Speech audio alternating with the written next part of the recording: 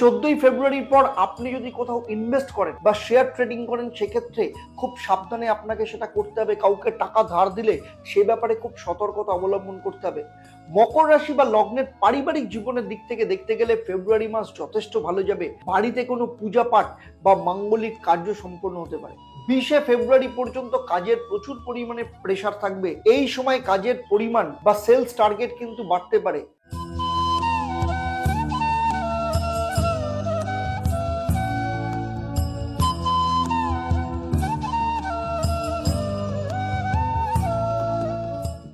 নমস্কার, আমি অ্যাস্ট্রো আচার্য দেবদত্ত। দেবদর্শন পর্বে আপনাদের সবাইকে স্বাগত জানাই। দেবদর্শন পর্বে আজ আমি আলোচনা করব আপনাদের জন্য, আপনারা যারা মকর রাশি বা লগ্নের জাতক জাতিকা, আপনাদের ফেব্রুয়ারি মাসের মাসিক রাশিফল কেমন থাকবে। আপনাদের অর্থ, স্বাস্থ্য, পারিবারিক অবস্থা, দাম্পত্য জীবন, প্রেম, বিদ্যাশিক্ষা, কেরিয়ার, ব্যবসা, কর্মক্ষেত্র, সমস্ত কিছু নিয়ে আপনি এখানে ডিটেলসে আমার থেকে জানতে পারবেন। সব সেক্টর নিয়ে পয়েন্ট টু পয়েন্ট আমি এখানে আলোচনা করব। সেই সাথে ফেব্রুয়ারি মাসের তারিখ অনুযায়ী প্রতিদিন আপনাদের কেমন যাবে সেটাও আপনারা এখান থেকে জানতে পারবেন। তাই পুরো ভিডিওটা খুব মন দিয়ে দেখুন, কারণ এই ভিডিওর শেষে আপনারা আরো 3 ভাবে লাভবান হতে পারবেন। প্রথম, এই ভিডিওর শেষে ভিডিওটা থেকে আমি একটা প্রশ্ন করব, যারা সঠিক উত্তর দেবেন তাদের আমার তরফ থেকে থাকবে একটা সারপ্রাইজ গিফট, এবং সেটা কি সেটা এই ভিডিওর শেষে আমি আপনাদের জানাবো। 2, এই ভিডিওর শেষে আমি আপনাদের জানাবো এই মাসে আপনাদের শুভ রং কি ব্যবহার করবেন। 3, এর সাথে থাকবে আপনাদের জন্য একটা মহা উপায়, সেগুলো নিয়মিত পালন করলে কি কি ফল পাবেন তাও কিন্তু আমি আপনাদের বিস্তারিতভাবে জানাবো। ফেব্রুয়ারি মাসে 4টে গ্রহের রাশি পরিবর্তন মকর রাশি বা লগ্নের জীবনে বেশ কিছু পরিবর্তন নিয়ে আসতে চলেছে। বিশেষ করে 5ই ফেব্রুয়ারি মঙ্গল আপনাদের রাশি বা লগ্নে প্রবেশ করবে, এবং মকর রাশি হচ্ছে মঙ্গলের তুঙ্গস্থান। ফলে শনির 7.5 আপনাদের তৃতীয় চরণ থাকা সত্ত্বেও ফেব্রুয়ারি মাসে আপনারা বিশেষ বিশেষ ক্ষেত্রে কিন্তু গুরুত্বপূর্ণ ফল পেতে চলেছেন। তবে সবার আগে দেখে নেব, যখন ফেব্রুয়ারি মাস শুরু হবে তখন আপনার অর্থাৎ মকর রাশি বা লগ্ন সাপেক্ষে নবগ্রহের অবস্থান ঠিক এই রকম থাকবে। রবি এবং বুধ আপনার প্রথম স্থানে বসে আছে। আপনার অর্থভাব বা দ্বিতীয় স্থান কুম্ভ রাশিতে শনি বসে আছে। তৃতীয় স্থান অর্থাৎ মীন রাশিতে রাহু। আপনার চতুর্থ ভাব অর্থাৎ মেষ রাশিতে দেবগুরু বৃহস্পতি। আপনার ভাগ্যস্থান অর্থাৎ নবম স্থানে কন্যা রাশিতে কেতু অবস্থান করছে। আর মঙ্গল এবং শুক্র আপনার দ্বাদশ স্থান অর্থাৎ ধনু রাশিতে বসে আছে। যদিও এই 4 গ্রহ সাময়িকভাবে অবস্থান করছে, কারণ 5 তারিখের পর মঙ্গল এবং 12 তারিখের পর শুক্র কিন্তু মকর রাশিতে চলে আসবে। সব থেকে বড় কথা হচ্ছে মঙ্গল ফেব্রুয়ারি মাসে আপনার ক্ষেত্রে এক আলাদা রকম যোগ নিয়ে আসতে চলেছে। 5ই ফেব্রুয়ারি মঙ্গল আপনার রাশি বা লগ্নে প্রবেশ করবে, এবং সেটা মঙ্গলের তুঙ্গস্থান। সেখানে কিন্তু রোচক যোগ সৃষ্টি করবে। ফলে যে কোনো ধরনের বড় ডিসিশন আপনি নিতে পারেন, যার মধ্য দিয়ে আপনার কেরিয়ারের ক্ষেত্রে কিন্তু খুব বড় উন্নতি হতে চলেছে। সেই সাথে মঙ্গল আপনার নাম, যশ, প্রভাব, প্রতিপত্তিকে বহুগুণ বাড়িয়ে দেবে। এর পাশাপাশি প্রপার্টি বা জমি সংক্রান্ত কিংবা গাড়ি কোনো না কোনো কিছু এ মাসে কিন্তু আপনার কেনার যোগ আছে। তবে মূল আলোচনায় যাওয়ার আগে প্রতিবারের মতো এবারও আমি আপনাদের স্মরণ করিয়ে দেব, যারা আমার এই ভিডিওটা আমার এই মুহূর্তে আমার ইউটিউব চ্যানেলে দেখছেন কিন্তু এখনো পর্যন্ত আমার চ্যানেলটাকে সাবস্ক্রাইব করেননি, তাদের অনুরোধ করব চ্যানেলটাকে সাবস্ক্রাইব করে নোটিফিকেশন বেল আইকনটাকে প্রেস করে রাখুন। আর যারা আমার এই ভিডিওটা এই মুহূর্তে আমার ফেসবুক পেজে দেখছেন কিন্তু এখনো পর্যন্ত আমার পেজটাকে লাইক ও ফলো করেননি, তাদেরকে অনুরোধ করব আপনারা পেজটাকে লাইক ও ফলো করুন, যাতে ভবিষ্যতে যখনই কোনো ভিডিও আপনাদের জন্য আমি আপলোড করব তার নোটিফিকেশন সঙ্গে সঙ্গে আপনাদের কাছে চলে যাবে। চলুন মূল আলোচনায় ফেরা যাক। এবারে আসবো আপনার শরীর স্বাস্থ্যের ব্যাপারে। 12ই ফেব্রুয়ারি অবধি আপনার শরীর স্বাস্থ্যের দিক থেকে সবকিছু নর্মাল থাকবে, কারণ আপনার প্রথম ভাবের অধিপতি গ্রহ শনি সে নিজের দ্বিতীয় স্থানে নিজের ঘরে বসে আছে, এবং শনির অবস্থান কিন্তু এখানে যথেষ্ট শুভ। তবে 14ই ফেব্রুয়ারির পর যখন রবি ও শনি কুম্ভ স্থানে অবস্থান করবে তখন আপনার পেট, লাং সংক্রান্ত সমস্যা, ব্লাড প্রেশার, হাইপার টেনশন সংক্রান্ত সমস্যা অথবা চোট এই ধরনের সমস্যা দেখা দিতে পারে।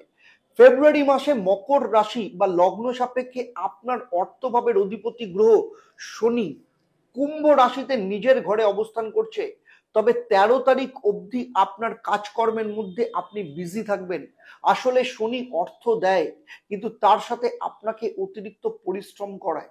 কিন্তু 14 তারিখের পর রবি যখন কুম্ভ রাশিতে শনির সাথে যুক্ত হবে, সেই সময় আপনার কাজকর্মের ক্ষেত্রে বেশ কিছুটা সমস্যা, বিশেষ করে সরকারি বা আইনি কোনো জটিলতায় আপনি পড়তে পারেন, কিংবা যারা সরকারি কন্ট্রাক্টর রয়েছেন তাদের ক্ষেত্রে কোনো কন্ট্রাক্ট তাদের হাতে চলে আসতে পারে, অথবা সরকারি কোনো পেমেন্ট আটকে যেতে পারে।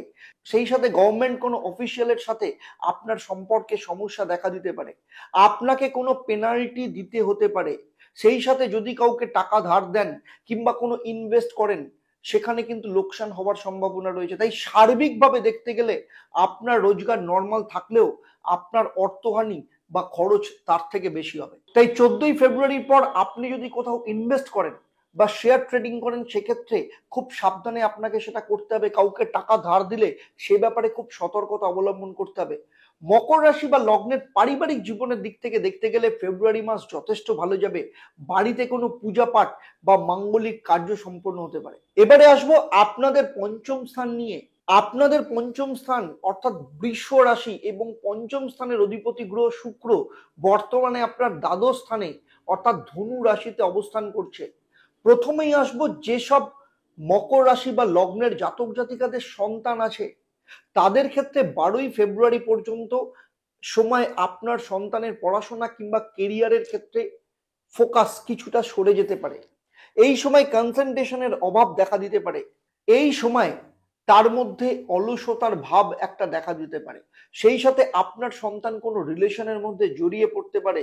এর সাথে তার skin allergy, urinal infection, hormonal সমস্যা, স্টমাক ইনফেকশন দেখা দিতে পারে। কিন্তু 13 ফেব্রুয়ারি থেকে শুক্র যখন মকর রাশিতে চলে যাবে, তখন আপনাদের যাদের সন্তানের বয়স 18 বছরের ওপর, তাদের কেরিয়ারের ক্ষেত্রে কোনো সুখবর প্রাপ্তি হতে পারে। ফলে কেরিয়ারের দিক থেকে তার উন্নতি আপনি দেখতে পারেন। আর যারা সন্তানের জন্য চেষ্টা করছেন বা ফ্যামিলি প্ল্যানিং করছেন, তাদের বলবো 12 ফেব্রুয়ারি অবধি আপনাদের একটু সতর্ক থাকতে হবে, কারণ এই সময় সন্তান এলে তা মিসক্যারেজ হওয়ার সম্ভাবনা রয়েছে। তবে 13 ফেব্রুয়ারির পর আপনার সন্তান নেওয়ার ব্যাপারে আপনি চিন্তা করতে পারেন। এই সময় আপনাদের সফলতার যোগ দেখতে পাওয়া যাচ্ছে। এবারে আসবো মকর রাশি বা লগ্নের স্টুডেন্টদের ক্ষেত্রে। পঞ্চমপতি শুক্র যেহেতু দ্বাদশ স্থানে মঙ্গলের সাথে বসে আছে, তাই 12 ফেব্রুয়ারি পর্যন্ত স্টুডেন্টদের ক্ষেত্রে পড়াশোনার উপর একাগ্রতা সেরকম ভাবে দেখতে পাওয়া যাবে না। তার পরিবর্তে প্রেম কামুকতা নিয়ে আসবে তার মধ্যে। এই 12 দিন স্টুডেন্টের কেরিয়ারের ওপর ভীষণ কুপ্রভাব পড়তে পারে, সে বিষয়ে কিন্তু ভীষণ সাবধানে থাকতে হবে। এমনকি কোনো কোনো স্টুডেন্ট এই সময় নেশার মধ্যে জড়িয়ে পড়তে পারে। সেই সাথে এই সময় কোনো বন্ধুর সাথে সম্পর্ক খারাপ হতে পারে, কোনো আইনি জটিলতা বা ট্রাফিক সংক্রান্ত সমস্যায় পড়তে পারে। আর যারা হস্টেলে রয়েছেন তাদের হস্টেলের পরিবর্তন বা ঘর পরিবর্তনের যোগ দেখতে পাওয়া যাচ্ছে। তবে 12 ফেব্রুয়ারির পর শুক্র যখন মকর রাশিতে চলে যাবে, তখন ধীরে ধীরে এই সমস্যা ঠিক হয়ে যাবে। পড়াশোনায় আবার আগের মতো মন লাগা শুরু হবে এবং মন অন্যদিকে যে ডাইভার্ট হচ্ছিল সেই সমস্যাও কিন্তু ঠিক হয়ে যাবে। এরপরে আসবো মকর রাশি বা লগ্নের সেই সব জাতক জাতিকাদের নিয়ে যারা চাকরি করেন। 20 ফেব্রুয়ারি পর্যন্ত কাজের প্রচুর পরিমাণে প্রেসার থাকবে। এই সময় কাজের পরিমাণ বা সেলস টার্গেট কিন্তু বাড়তে পারে। বারবার ক্লায়েন্টের সাথে মিট করতে হতে পারে এবং সেই সংক্রান্ত ক্ষেত্রে কোনো শহর বা অন্য কোনো রাজ্যে যেতে হতে পারে। তবে আপনার পারফরমেন্স যথেষ্ট ভালো থাকবে, কাজের গতি বাড়বে এবং সেলস টার্গেট কিন্তু ফুলফিল হওয়ার যোগ রয়েছে। তবে 21 তারিখের পর আপনার নতুন চাকরির অফার কিন্তু আসতে পারে, অথবা পুরনো কোনো কোম্পানি থেকে আপনাকে নতুন প্যাকেজ অফার করতে পারে। ব্যবসায়ীদের ক্ষেত্রে বলবো ফেব্রুয়ারি মাসের প্রথম 2 সপ্তাহে খরচের পরিমাণ হঠাৎ করে বেড়ে যেতে পারে। কিন্তু 13 ফেব্রুয়ারির পর থেকে যখন শুক্র মকর রাশিতে প্রবেশ করে মালব্য যোগ তৈরি করবে, সেই সময় আপনার ব্যবসার ক্ষেত্রে যথেষ্ট সফলতা আপনি দেখতে পাবেন। ব্যবসার ক্ষেত্রে গ্রোথ বাড়বে। সেই সাথে বুধের অবস্থান এইখানে কিন্তু যথেষ্ট ভালো এবং শনিও যথেষ্ট শুভ অবস্থায় রয়েছে। সেই সাথে 5 তারিখের পর মঙ্গল কিন্তু তুঙ্গ হয়ে যাবে। পুরো ফেব্রুয়ারি মাসে খরচা বাদ দিলে আপনার ব্যবসার ক্ষেত্রে আপনি যথেষ্টভাবে লাভবান হতে চলেছেন। এরপরে আসবো আপনাদের প্রেমজ রিলেশন নিয়ে। যেহেতু পঞ্চমপতি শুক্র দ্বাদশ স্থানে বসে আছে, সেই সাথে মঙ্গল সেখানে বসে আছে, তাই এই মাসে প্রেম রিলেশনের ক্ষেত্রে বেশ কিছু ফ্যাক্টর কাজ করছে। এই মাসে আপনাদের অতিরিক্ত রোমান্টিক রিলেশন আনওয়ান্টেড প্রেগন্যান্সি নিয়ে আসতে পারে, সে ব্যাপারে খুব সতর্ক থাকতে হবে। এর সাথে বলবো যাদের লাইফে বর্তমানে প্রেম নেই, তাদের প্রেমের কোনো রিলেশন তৈরি হতে পারে, সেই সাথে লং ডিস্টেন্স কোনো প্রেমের সম্পর্ক তৈরি হতে পারে। বিবাহিত জীবন নির্দেশ করে সপ্তম ভাব, সেখান থেকে বিবাহ এবং বিবাহিত জীবনকেও দেখা হয়। আপনার সপ্তম স্থান কর্কট রাশি এবং তার অধিপতি গ্রহ চন্দ্র, যে 2.5 দিন অন্তর প্রত্যেকটা রাশি পরিবর্তন করে। বর্তমানে রবি মকর রাশিতে বসে আপনার সপ্তম স্থান দৃষ্টি দিচ্ছে, সেই সাথে বর্তমানে বুধের দৃষ্টিও রয়েছে। 5ই ফেব্রুয়ারির পর মঙ্গলের দৃষ্টিও আপনার সপ্তম স্থানের উপর পড়বে। রবি এবং মঙ্গল দুজনেই কিন্তু অগ্নি রাশির গ্রহ, ফলে আপনাদের দুজনের মধ্যে ইগোর ক্ল্যাশ ভীষণভাবে থাকবে। সেই সাথে আপনাদের দুজনের মধ্যে ঝগড়া ঝঞ্ঝাট হতে পারে। আপনাকে প্রথম থেকেই কিন্তু ভীষণভাবে সতর্ক থাকতে হবে, বিশেষত 14ই ফেব্রুয়ারি পর্যন্ত, কারণ তারপর রবি আপনার দ্বিতীয় স্থানে চলে যাবে। এবারে আসবো আপনাদের প্রতিদিনের রাশিফল নিয়ে। 1 থেকে 5 তারিখ, এই 5 দিন আপনার ক্ষেত্রে যথেষ্ট সুখদায়ক থাকবে। এই সময় আপনার যে কোনো আটকে থাকা কাজ সম্পূর্ণ হতে পারে। 6 তারিখ 7 তারিখ আপনার খরচার ব্যাপারে আপনাকে লাগাম দিতে হবে। এই সময় কোনো প্রকার ইনভেস্টমেন্ট আপনি করবেন না, কিংবা কারোর সাথে লেনদেনের ব্যাপারে কিন্তু যথেষ্ট সতর্ক থাকবেন, না হলে আপনার সেই পয়সা কিন্তু ডুবে যেতে পারে। 8 থেকে 13 তারিখ অবধি এই 6 দিন আপনার যে কোনো কাজের ক্ষেত্রে কিন্তু অত্যন্ত শুভ সময়। এই সময় যে কোনো কাজ আপনি হাত দেন না কেন, তাতেই আপনি সফলতা পাবেন। 14, 15, 16 এই 3 দিন আপনার মধ্যে কোনো অকারণ চিন্তা আপনাকে বিব্রত করতে পারে। এই 3 দিন আপনি ভগবান শিবের আরাধনা এবং চিনি দুধ দান করুন। 17, 18 তারিখ এই দুদিন আপনার ক্ষেত্রে অত্যন্ত শুভ হবে। এই সময় আপনার আর্থিক দিক থেকেও লাভবান হবে। 19, 20 তারিখ আপনাকে যে কোনো বিবাদ থেকে দূরে থাকতে হবে, কারণ এই সময় কারোর সাথে আপনার ঝামেলা বা ঝঞ্ঝাট থাকতে পারে। 21, 22, 23 তারিখ আপনার শরীর স্বাস্থ্যের ব্যাপারে আপনাকে নজর দিতে হবে।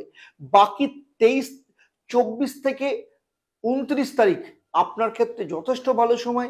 এই সময় সবকিছু আপনাকে ব্যালেন্স করে যদি চলেন, প্ল্যানিং করে চলেন, তাহলে এই সময় বিভিন্ন সমস্যাকে কিন্তু আপনি সরিয়ে রাখতে পারবেন এবং সফলতার মুখ দেখতে পাবেন। এতক্ষণ আমি যে আলোচনা করলাম আপনার জন্মরাশি বা লগ্নের উপর ভিত্তি করে, আপনারা জানেন যে আপনার জন্মছকের অন্যান্য গ্রহের অবস্থান, আপনার হাতের রেখা কিংবা সেখানে বিভিন্ন গ্রহের অবস্থান, অথবা আপনি যে বাড়িতে থাকেন সেই বাস্তুর পজিশন সম্পর্কে আমি যদি জানতাম, তাহলে এই ভিডিওতে এই পর্বেই আপনার সম্পর্কে আরো নিখুঁত প্রেডিকশন আমি দিতে পারতাম।